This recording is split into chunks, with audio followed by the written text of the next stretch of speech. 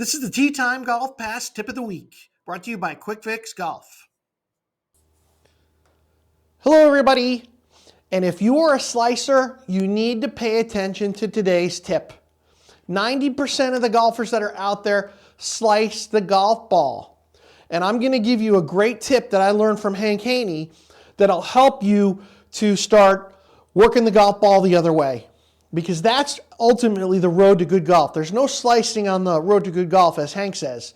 So we're going to teach you today how to get the golf ball to work the other way. So two major components when it comes to slicing the golf ball. One is the club face, one is the path. So to fix the club face, we got to make sure that our hands are on the golf club properly, specifically with our lead hand. If we look down, we want to make sure that we can see a bunch of knuckles of that lead hand, at least 3. Okay? And that's going to help get the club face a little bit more closed. And then secondly, we have to address the path.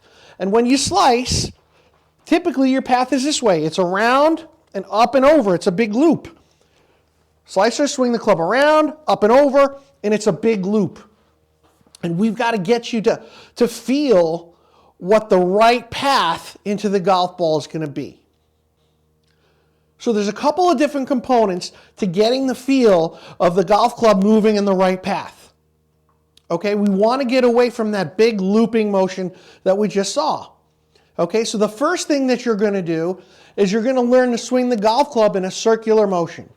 So instead of moving the club back first, I want you to move it forward. And then get this feeling of the golf club working in a circle. All right, let me show you that again. Instead of moving it back first, you're going to go forward. And this is going to get the golf club to move up and start to shallow out a little bit. Okay? Now from there, what you're going to do is you're going to start to add a little turn to it. So we're going to go forward here, and then we're going to turn, and then we're going to turn our hands over. I'm going to do it again. So forward, coming back, we turn, and then from there we turn our hands over. And once you start to do this a couple of times, you're going to start to feel the proper path that the club needs to move into the golf ball. And then eventually what you can do is you can start to pick the club up here, and then turn, and then turn your hands over, and then eventually it'll turn into just a normal golf swing. But you have to go through those steps in order to feel the right motion and the right path. And eventually, it'll look something like this.